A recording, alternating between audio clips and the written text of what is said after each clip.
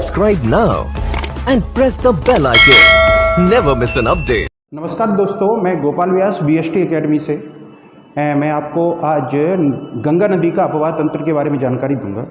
गंगा नदी भारत की एक सबसे बड़ी नदी है जो कि दो नदियों के संगम से देव प्रयाग एक स्थान है, वहाँ से संगम होता है, वहाँ से ये नदी निकलती है। लेकिन इससे पहले इसकी जो सहायक नदियाँ हैं या कहा जाए हेड वाटर टेरिटरी जो बनाती हैं या कहा जाए कि इसके ऊपर की जो नदियाँ हैं उनके बारे में आपको जानकारी दे रहा हूँ। ये नदियाँ एक तो अलकनंदा एक भागीरथी है। तो अलकनंदा के बारे में जानकारी दे रहा हूँ। पहले अलकनंदा जो नदी है वो विष्णुप्रयाग प्लस धौलीगंगा, विष्णुप्रयाग प्लस धौलीगंगा का एक मिश्रित रूप है अलकनंदा।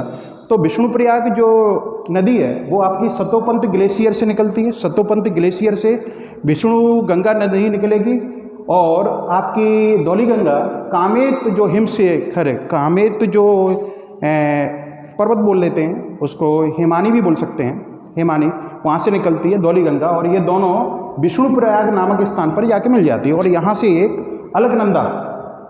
अलकनंदा नदी के रूप में सामने आ जाती है। लेकिन हम जो धौलीगंगा है, धौलीगंगा और आपकी विष्णुगंगा में एक तो बद्रीनाथ है, जो सतोपंत ग्लेशियर है वो उसके नीचे एक बद्रीनाथ है जो कि हिंदुओं की एक धार्मिक स्थली है।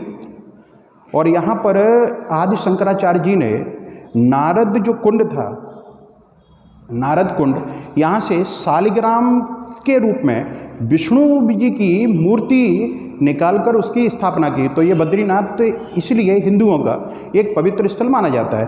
तो यहाँ पर एक विशेष बात है कि यहाँ है ये उत्तर में, उत्तर भारत में स्थित है, लेकिन दक्षिण भारत के जो रैवल एक संप्रदाय है, नंबूरी संप्रदाय, जिनके लोगों को रैवल बोला जाता है, वो लोग यहाँ पर आकर पूजा करते हैं, वो ही यहाँ के पुजारी होते हैं। दूसरा ये जोशीमठ है, यहाँ पर जोशीमठ में विष्णु का ही मंदिर है, विष्णु की ही पूजा की जाती है। लेकिन यहाँ विष्णु भगवान नरसिंह के रूप में स्थापित हैं, विष्णु भगवान यहाँ पर नरसिंह के रूप में स्थापित हैं। मित्रों, इसमें एक बहुत बड़ी बात है कि बद्रीनाथ में शालिग्राम के रूप में स्थापित हैं, जबकि जोशीमठ में है नरसिंह के रूप में स्थापित हैं। दोनों विष्णु के मंदिर हैं और आदि शंकराचार्य जी ने यहाँ पर इन मंदिरों की स्थापना की और ये विष्णु की मूर्ति की स्थापना की है। आपका अलकनंदा। अब आते हैं हम दूसरी नदी, नंदा देवी से आपकी नंदाकिनी नदी निकलती है। नंदा देवी से आपकी नंदाकिनी निकलेगी और वो जाकर अलकनंदा से नंदप्रयाग नामक स्थान पर जाके मिल जाती है। उत्तराखंड के बारे में बात कर रहे हैं। नंदाकिनी से नंदाकिनी जो एक शिखर है वहाँ से नंदाकिनी नदी निकलती है और नंदप्रयाग में जाके मिल जाती है। उसके नीचे पिंडर एक शिखर है, वहाँ से पिंडर नदी निकलती है और अलकनंदा से जाके मिलेगी। उसको क्या नाम देंगे? कर्णप्रयाग। उसका सामान्य नाम है कर्णप्रयाग। और इसके अगर हम ऐसे कहते हैं राइट और ये लेफ्ट, तो राइट भाग से आपकी एक नदी निकलती है मंदाकिनी, जो कि चोराबारी एक शिखर है, वहाँ से ये नदी निकलती है और वो जाकर आपके रुद्रप्रयाग नामक स्थान पर जाके मिल जाती है। रुद्रप्रयाग नामक स्थान पर जाके ये मिल जाती है। और इस नदी के किनारे केदारनाथ स्थित है। इस नदी के किनारे केदारनाथ स्थित है।